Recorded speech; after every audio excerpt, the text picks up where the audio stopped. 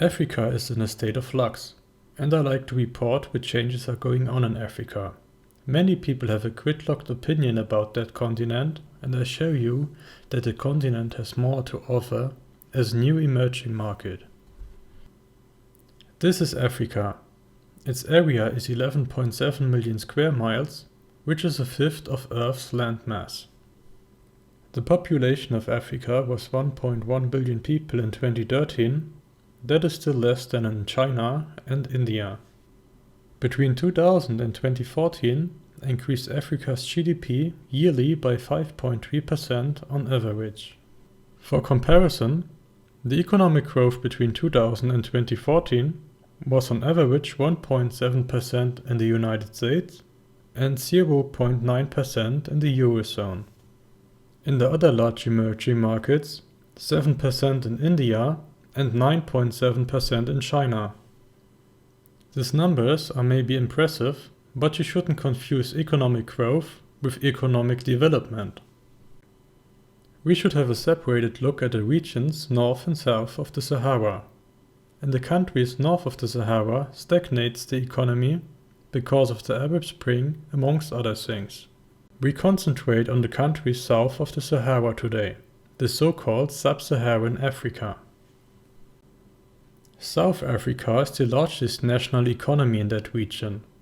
It has large natural resources, a working industry, a financial service sector, and a widespread transport infrastructure. South Africa stands for 30% of the GDP in that region. According to the International Monetary Fund, is Sub-Saharan Africa going to grow by 4.9% in 2015. The region could become a new growth engine for the global economy, just like China and India. But where does this growth come from? An important reason is the rapid population growth. In the year 2005, lived 770 million people south of the Sahara. In the year 2050, could already 2 billion people live in this region. In 2005, lived 12% of the global working population in Sub-Saharan Africa. Until 2050, could this amount increase to 22%. In China lived 22% of the global working population in 2005, and this number is likely to be 45% in 2050. In the countries south of the Sahara live most people in big cities. In the year 2010, lived in every of the pictured cities more than 2 million people. Kinshasa, the capital of the Democratic Republic of the Congo, and Lagos in Nigeria are the two biggest cities in the region. The population of Kinshasa is going to increase from 9 million in the year 2010 to 15 million in the year 2025.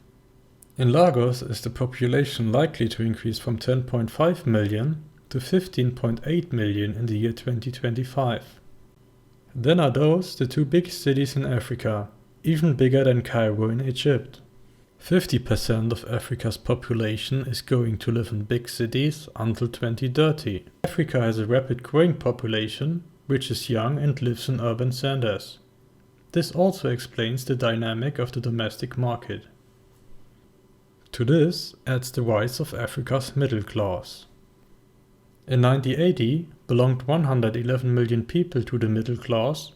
30 years later, in the year 2010, increased this number to 330 million people already. That is a third of the total population. The middle class increases fast in the countries Ghana, Nigeria, Kenya, and South Africa.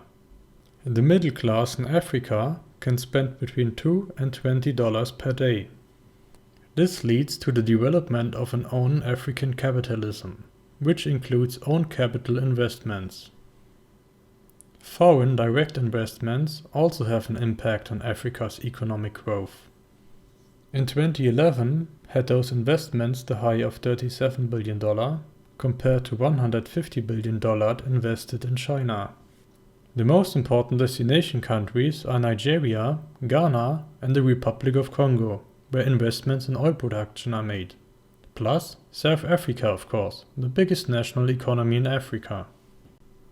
Most investments are made in extraction of raw materials, especially in petroleum. 5% of the global oil deposits can be found in the countries south of the Sahara, but investments are also made in mining. 30% of the global mineral resources can be found in Africa. To be exact, 40% of gold, 75% of diamonds, 60% of cobalt, especially in the Republic of Congo, 80% of chromium, 30% of bauxite, especially in Guinea, 60% of manganese, and 85% of platinum, especially in South Africa. Additional to that can large deposits of rare elements be found in Africa. Foreign direct investments also target other sectors: electric power generation, real estate, retail, industry, and telecommunication. On our map can you see now the spread of cell phones in Africa in the year 2012. In Ghana, for instance, existed at the end of the 90s only 50,000 fixed phone lines on 20 million people. Meanwhile, have 75% of citizens a cell phone. In the whole Sub-Saharan area had 65% of the people a cell phone in the year 2013. This mobile boom results in economic changes.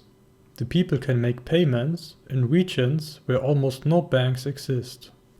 And farmers have access to information about commodity markets, which helps them in negotiations with middlemen.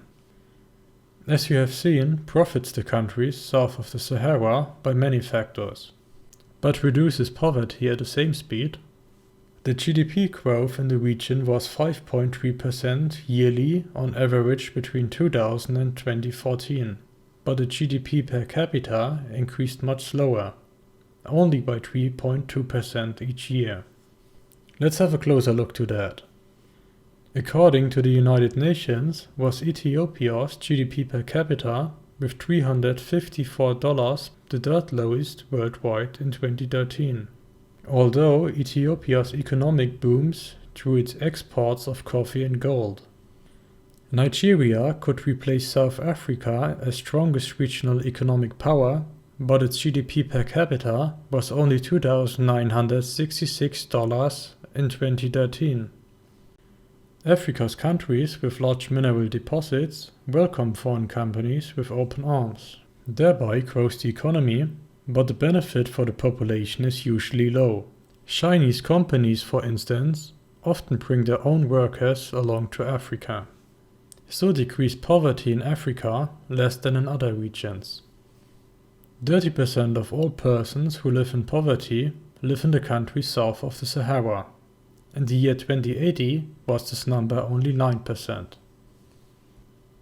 I hope you enjoyed our trip to Africa today. But there's still a question left. What do you think?